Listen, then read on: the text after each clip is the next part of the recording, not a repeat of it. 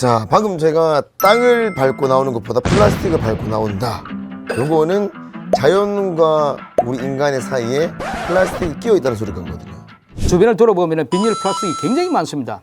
그래서 옛날에는 저희들이 매립장에 네. 들어오는 종량제 봉투를 이렇게 저희들이 터뜨려 보면은 불과 한 20년 전에는 음식물이 굉장히 많았습니다. 음식물 쓰레기가 한 30% 정도 이렇게 혼입되어 들어갑니다. 그런데 그게 2005년도에 보면은 그 유기성 폐기물 직매립 금지라는 어떤 그 법이 생겨버립니다. 그러다 보니까 음식물 쓰레기가 상대적으로 종량제 봉투에는 법적으로 금지를 시켜놨기 때문에 잘 들어오지는 않죠.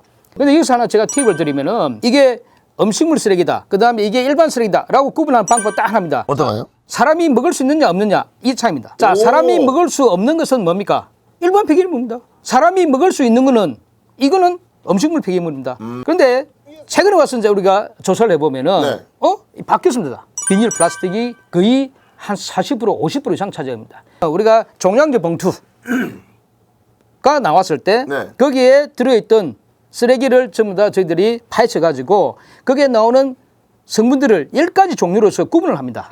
이를테면은 음식물은 한 가지 종류, 그다음 비닐 플라스틱은 같은 종류니까 비닐 플라스틱을 같이 묶어가지고 또 한 가지 종류. 그다음에 목재, 그다음에 금속류, 그다음에 종이류, 여러 가지 이렇게 해가지고 10가지 종류로 이렇게 나눈 것을 임의로 나눈 것을 우리가 십성상 이렇게 편하게 생각하시면은 10가지 종류다라고 이해를 하시면은 오히려 더 빨리 이해가 되겠습니다. 실질적으로 눈앞에 딱 펼쳐지는 순간 너무 방대한 양과 그리고 정말 전쟁터를 방불케 하는 사람들의 노동력 그리고 지게차가 막 움직이는데 위험하기도 하고 참 우리가 문명의 발전 그리고 기술의 발전으로 인해서 편하긴 하나 우리가 정말 많은 지구를 지금 완전 옥죄이고 있구나 라는 걸 느끼게 됐습니다.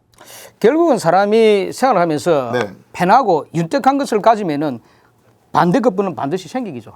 그에 따라서 저희들이 처리 처분해야 되고 그에 따라서 발생되는 어떤 환경오염이라든지 여러 가지 어떤 부분은 저희들이가 처리해야 될 하나의 몫입니다. 맞습니다. 자, 비닐 플라스틱 같은 경우에는 여러 가지 어떤 이야기가 많은데 하나 예를 들자면은 자, 우리가 바다, 이거 우리가 부산 앞바다 같은 거죠? 자, 부산 앞바다의 반대말은 뭔가 합니까? 봐봐. 아닙니다. 부산 엄마다. 매년 여름철 되면은 우리 부산시 또는 예를 들면 우리 전국 또는 전 세계가 굉장히 골칫덩어리라고 생각하는 부분이 적조거든요. 근데 적조를 그렇게 수십 년, 자, 그럼 조선시대나 고려시대는 적조가 없었을까요? 있습니다. 있었습니다. 자, 그런데 그거를 원만하게 해결할 수 있는 방법이 아직까지 이거다라고 하는 기술은 별로 없습니다. 정답이 없네. 없습니다. 자, 그래서 나온 이야기가 뭐냐? 바다에 해양 투기를 하자. 쓰레기를. 자, 해양 투기를 하면 쓰레기에서 나오는 유기물질이 분해돼 가지고 거기에 나오는 성분들을 수생 생태계가 섭취를 하지 않느냐라고 하는 측면에서 해양 투기, 즉 다시 하면 오션 덤핑이라는 것을 시작했습니다. 그 결과는 어떻게 됐겠습니까? 폭망. 왜 폭망이죠? 바닷가에 너무 쓰레기를 많이 버리게 되면 당연히 폭망하는 거 아닙니까? 자, 옛날에는 관계 없었습니다. 왜? 비닐 플라스틱이 없었죠. 그러니까 음식물 찌꺼기나 이런 것들이 들어간다든지 이렇게 해도 거기에서 일정 시간 지나면 분해가 되어버려가지고 수세 생태계에 영양분을 공급을 할 수가 있었다는 얘기죠.